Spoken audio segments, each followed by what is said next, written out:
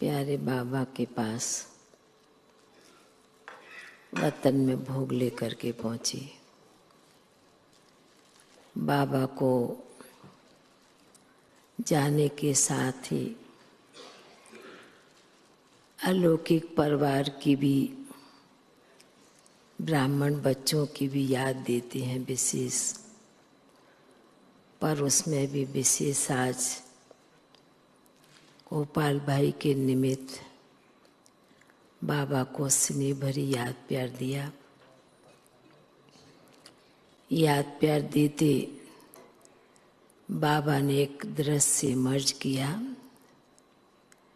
बाबा ने कहा कि देखो बच्ची, दुनिया में जब बहुत बड़ा परिवार होता है और पहले के समय में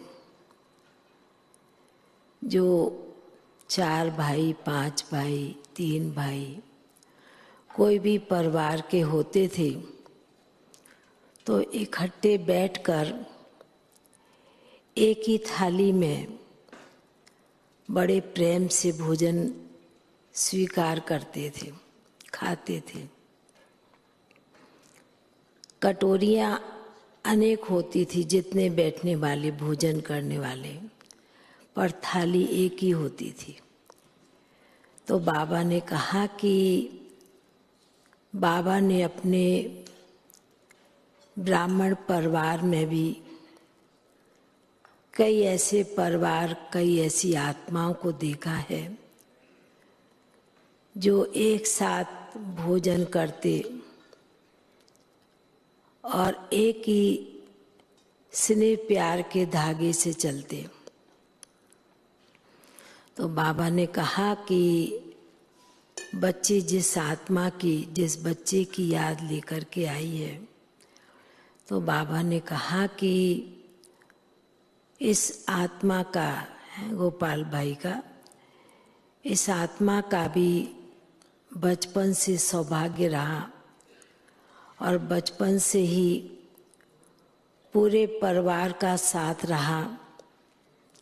उस साथ का अनुभव बच्चा शुरू से करता रहा। लौकिक में भी बड़ा होने के कारण मान सम्मान था, प्यार था, और छोटों को भी उसी प्रकार परिवार को भी चलाया। बाबा ने कहा यह भी इस बच्चे का भाग्य था।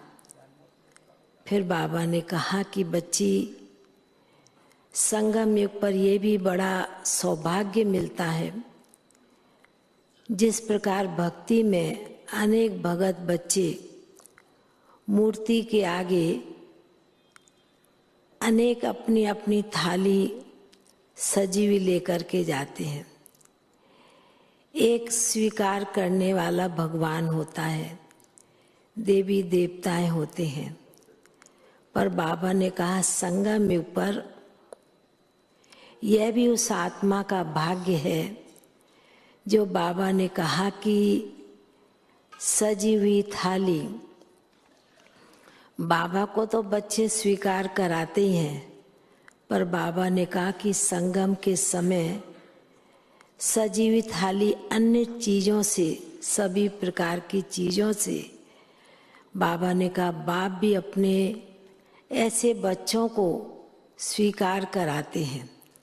बाबा ने कहा उन्होंने एक थाली सजी हुई भक्ति में स्वीकार कराई होगी, पर बाबा ने कहा संगम के समय बाप अपने अन्य बच्चों को बहुत ही सुंदर सजी हुई थाली के रूप में जो बाबा के सन्मुख रखी थी, तो बाबा ने जैसे कि और भी कई आत्माओं का भोग था, बाबा ने उन्हें भी मर्ज किया।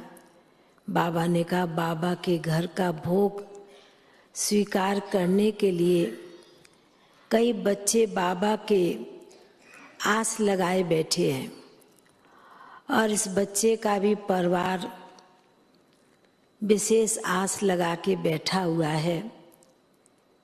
क्या संदेश आएगा कौन सी बात सुनाएंगे बाबा?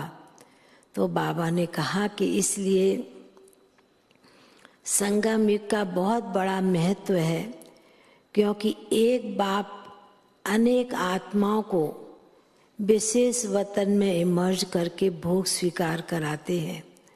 तो बाबा ने कहा इस आत्मा का, गोपाल भाई का, इस बच्चे का भी बहुत ऊंचा भाग्य है। बाबा के घर में स्नेही सहयोगी बनकर चले हैं।